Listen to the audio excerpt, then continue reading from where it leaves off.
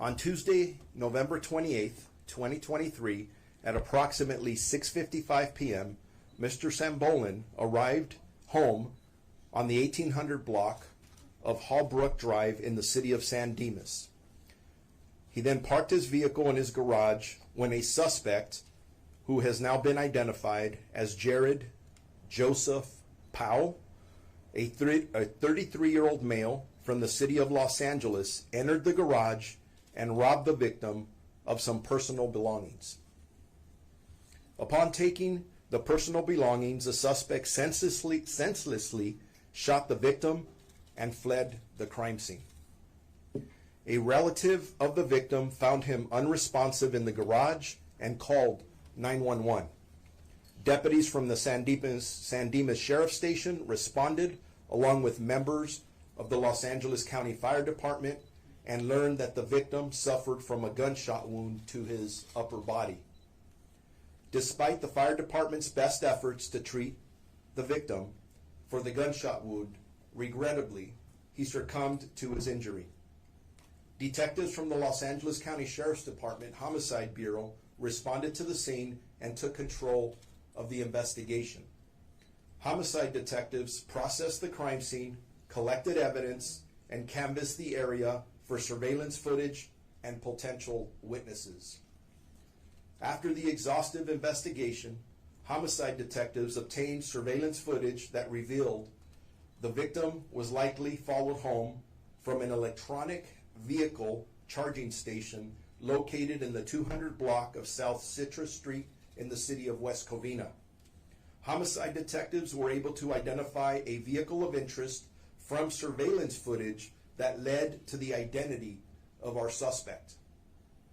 They entered the suspect vehicle into the law enforcement database as a wanted, armed, and dangerous vehicle. Officers from the Beverly Hills Police Department located the suspect vehicle last night near the intersection of Santa Monica Boulevard and Rexford Drive in the city of Beverly Hills. A traffic stop of the suspect vehicle was conducted, and Jared Joseph Powell was located as the sole occupant of this vehicle. During a search of the vehicle, a firearm was found. Homicide detectives believe the gun that was recovered in the suspect's vehicle was likely used in the robbery murder. However, I want to stress this, that we still need to do a ballistic examination of that firearm to make sure that that firearm is directly connected. So that will be performed. Beverly Hills Police Department transferred the suspect to the Los Angeles County Sheriff's Department, where he was booked for robbery and murder. It appears that the robbery and senseless murder was an isolated incident, and there has been no evidence to indicate that the suspect acted in concert with others. However, and I do stress, however, homicide detectives have not ruled out that possibility. It does not appear that the victim's employment played a factor in the murder. The investigation is still ongoing. Detectives are still combing through evidence and analyzing footage. So there's still a lot of information that our investigators need to look through, speak to witnesses, so on and so forth. So I know there'll be questions. At the end of this, I'll take as many questions as I can, but please keep in mind that there are just things we just don't know yet. And there are some other factors, because at the end of the day, the arrest is only one part of this. We have to prosecute this individual to the full extent of the law, and that will be our priority, our next priority. We still have to file the case with the Los Angeles County District Attorney's Office and need to maintain the integrity of this investigation. The case will be presented to the DA's office for filing consideration on Monday, December the 4th. I would like to take a couple of seconds to thank the members of the Los Angeles County Sheriff's Department Operation Safe Streets Bureau, Fraud and Cyber Crimes Bureau, the San Dimas Station, the Body Worn Camera Unit, Homicide Bureau, specifically Detectives John Carlin and Maria Massel, and our partners at the Beverly Hills Police Department for assisting us in this investigations. Our hearts go out to the family of Mr. Sambolin, who are facing an unimaginable loss. To be a victim of a crime at any time of the year is tragic, but if you think of the time between Thanksgiving and Christmas, especially with the children involved, which I'll talk about in a second, it's just absolutely horrible. I do want to point out that Mr. Sam Bolin was a tenured Los Angeles County employee, so he was part of our county family, who worked for the Los Angeles County Chief Executive Officer, who's standing right next to me and will be speaking next, as a project manager in our IT department. He is survived by his spouse and 2 sons, age 8 and age 10, and his mother. A couple of other things I just want to throw out there, because it is the holiday season and this horrible crime, and just as a reminder to our community members. We have seen countless videos and news coverages of individuals who have been traumatized by robberies and having guns and weapons pointed at them. It is unacceptable for our community members to be threatened in this manner, especially while driving in a safe place like their homes or businesses, or driving to and from these locations. Often these brazen individuals target people wearing flashy jewelry, driving fancy cars, or businesses that generate large amounts of cash. We urge the public to be aware of your surroundings at all times. Whether in a vehicle or walking down the street, look around, be vigilant, and don't be distracted specifically by continuously looking at your cell phone, which I think we can say we're all guilty of. You just got to be careful and remain vigilant. We have all experienced being an autopilot while doing normal things like driving home, sometimes not realizing the last 3 turns into your neighborhood. It is very important that you believe or suspect that you're being followed, that you drive to a sheriff station or a police station. Do not go home. If you have to, dial 911, and if possible, be a good witness. Take down the license plate or a vehicle description and know where you are at all times. We encourage the public to avoid predictable patterns, install proper lighting around your property, and consider a home security system. Lastly, please don't take any action that would jeopardize your own life or that of your family. Thank you, and now I'd like to introduce our county CEO, Fisha Davenport, for some comments. Thank you. Good afternoon. On behalf of the Chief Executive Office, first of all, I'd like to thank the Los Angeles County Sheriff's Department for their quick investigative work in making an arrest in this case. Nicholas Cymbalin was a valued employee, as the sheriff indicated, of not just the County of Los Angeles, but of the Chief Executive Office. And his senseless death is a tragedy for our entire county family. Nicholas was a county employee for 7 years, and he joined our information technology staff in 2019 as a principal information systems analyst, after previously working for the Superior Court as a business systems analyst. And I'd just like to add a little flavor to that. Nicholas was key and instrumental in developing many software applications for the CEO's office to modernize our ability to manage for things such as like our $47 billion budget. He was key into developing applications, software that helped to propel the office forward, and also to help us meet our mission to deliver services to citizens and residents of LA County.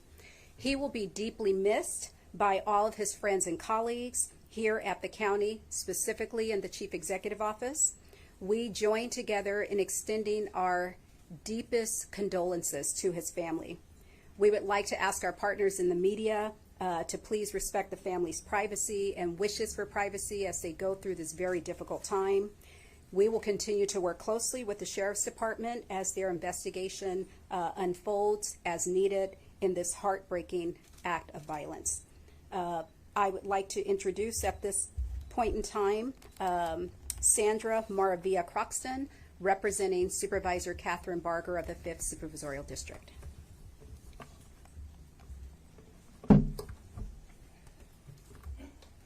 Good afternoon. I'm Sandra Croxton, Justice Deputy for Supervisor Catherine Barker. I would like to read a statement on the supervisor's behalf, who regrettably couldn't be here today, but would like to share some comments.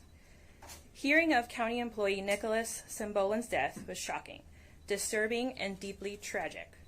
He was a valuable member of our county workforce. For the past 7 years, Nicholas shared his talents with us. First, as a systems analyst for the Superior Court, then working as a principal IT analyst for our Chief Executive Office. He was a prolific developer who recently completed an innovative IT system to process our county's budget process.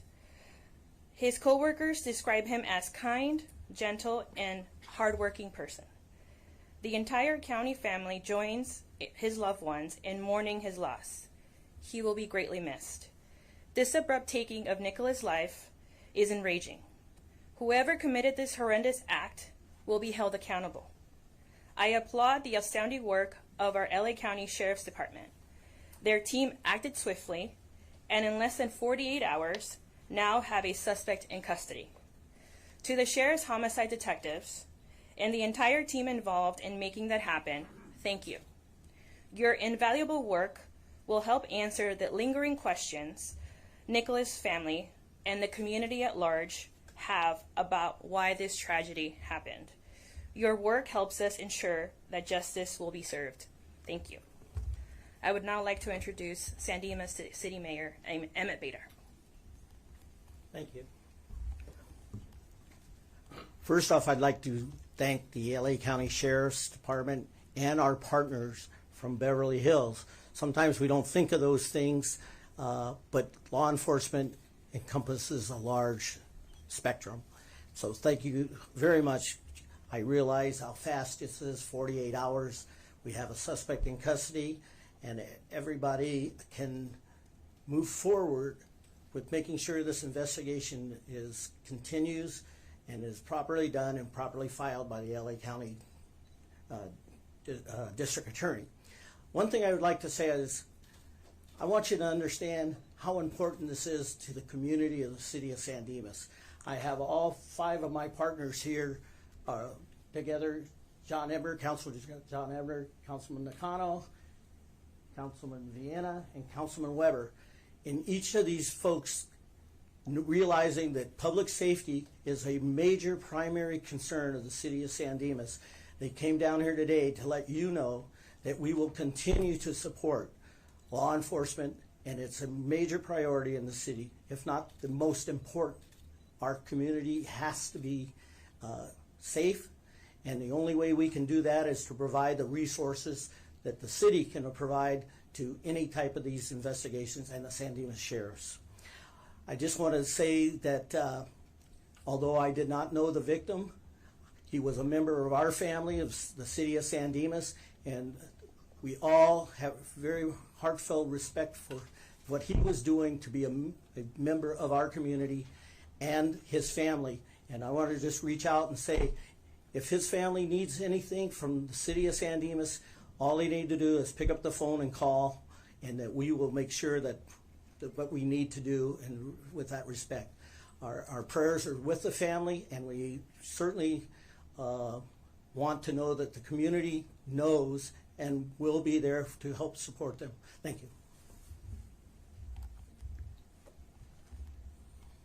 I will now take your questions. Sheriff, for the charging station, how did your guys make that connection? Did you track back to where he was that day? Is that how that nexus was created?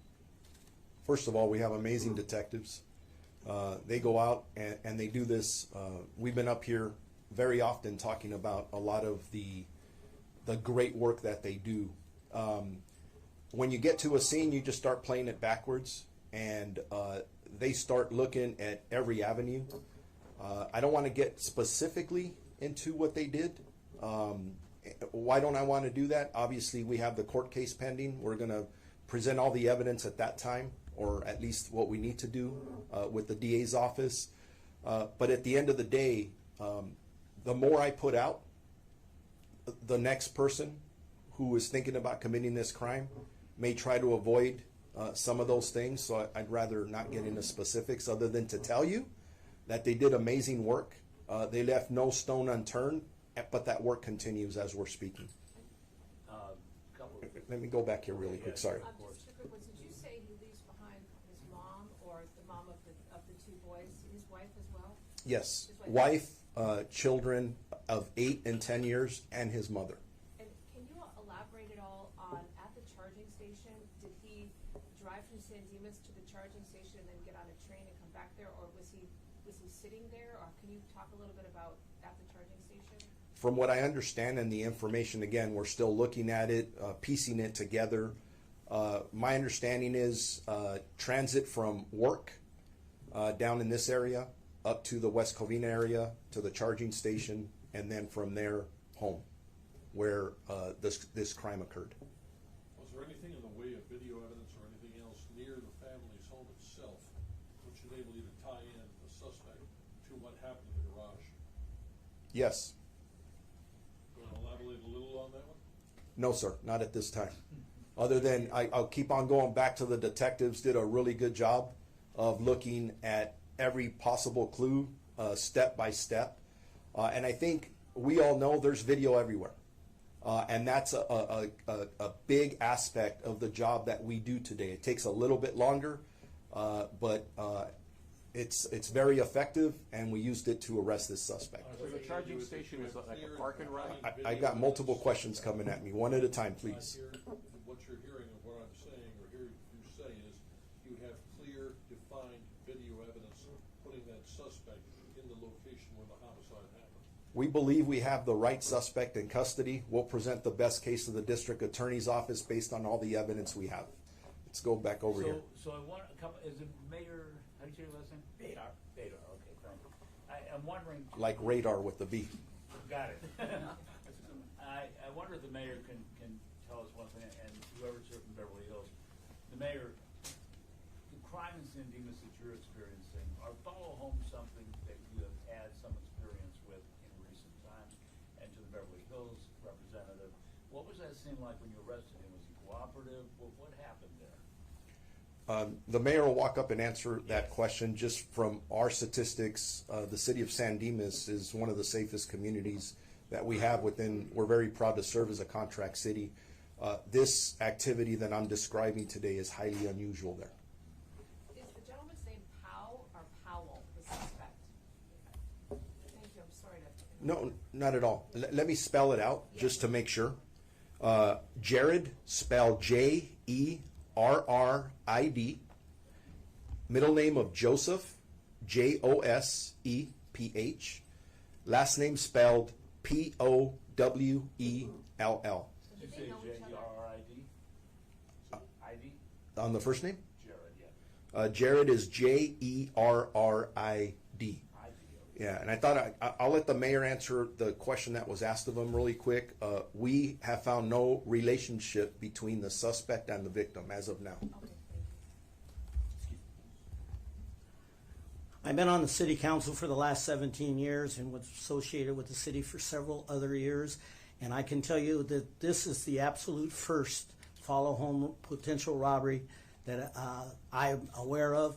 And as the sheriff said, we're a very safe community. We're like any other city. There's going to be certain crime, small crime. This is large, and we all know that. So no, we're a very safe community.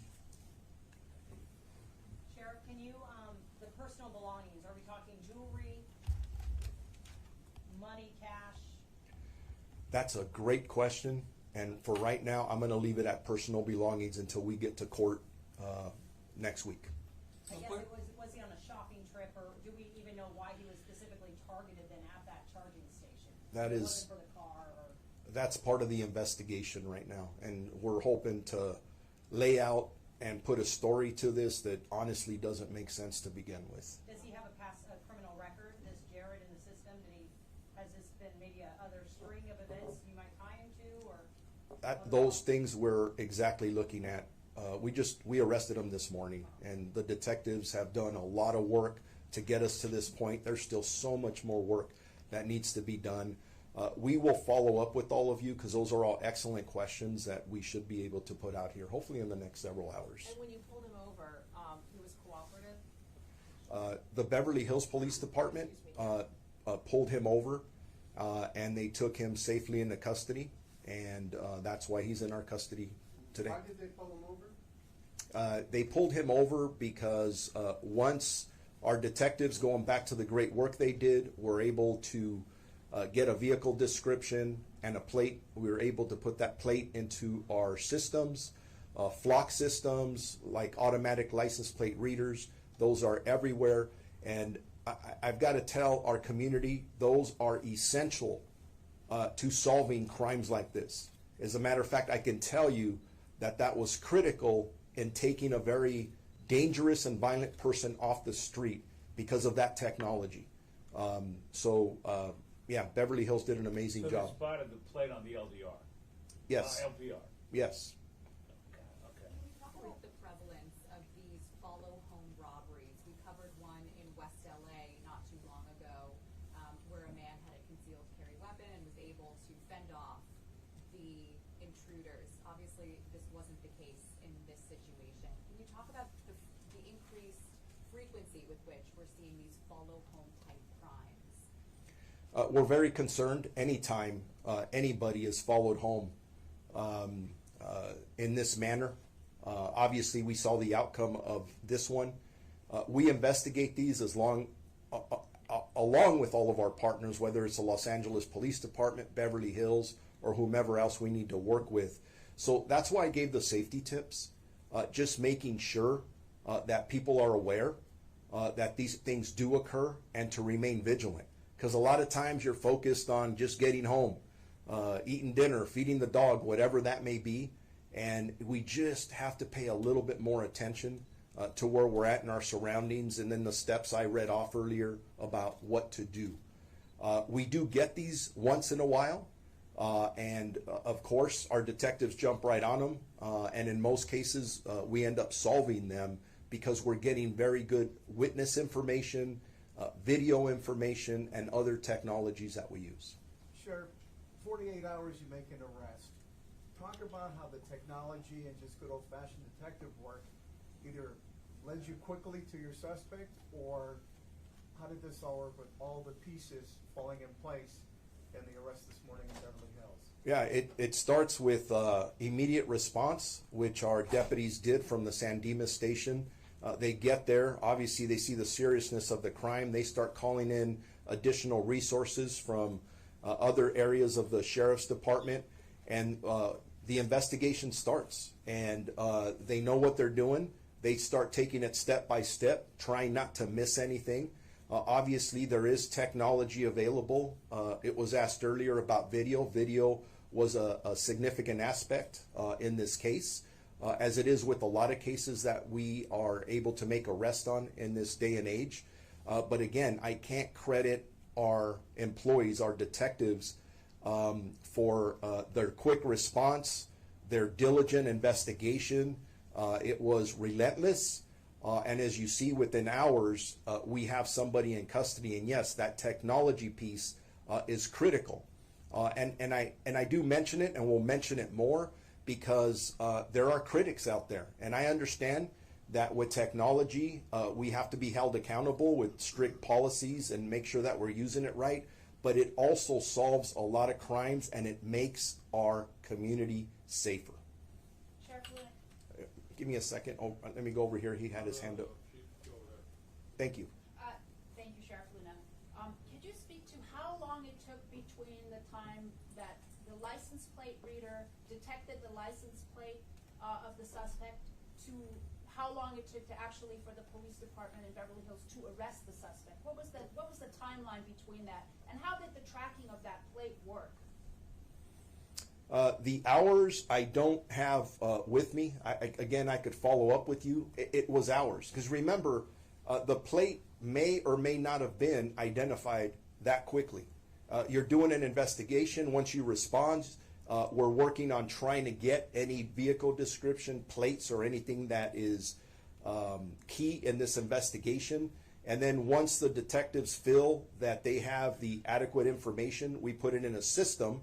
That's the system I'm talking about.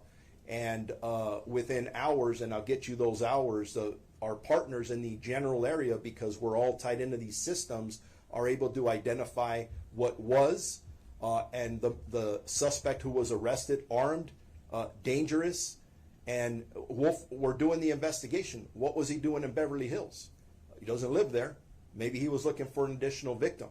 And the fact that the system alerted the Beverly Hills Police Department and they immediately responded or able to stop this vehicle, I believe they prevented another robbery at minimum, maybe another murder. Para los medios en español, ¿nos puede decir unas palabras en el resto? Do I have any other questions in English before I jump to Spanish? Yes. Regarding was any of the personal property that was taken from the victim found in the subject's car or his residence? Excellent question. I'm reluctant to answer that at this point. I could just tell you that we're very confident that we have our man, the right man, in custody, and when we get to court, we're going to lay that out. And again, I'm not doing it to avoid the excellent question. I'm doing it because at the end of the day, we have a responsibility to that family to get this man prosecuted and hammered and put away for a very long time. So that's why I'm kind of avoiding that one. Is there a bail at this point? Has he got a bail? We'll follow up with you on the bail. Yeah, and also it was reported earlier that it was his wife that found him in the garage. Is that accurate? I will follow up with you on that specific question. And just for no bail, No, it's right. I don't know. yeah, let me get back to you on the Yeah, bail. I appreciate it. I would assume it's no bail, but I don't want to make the assumption either. Although I just said it on microphone, so yeah. Could you say it again, please? No. What time was the traffic stop and when was it exactly? The traffic stop was done sometime this morning, and I will follow up with you with the specific time of when the Beverly Hills Police Department made that traffic stop, which our suspects arrested.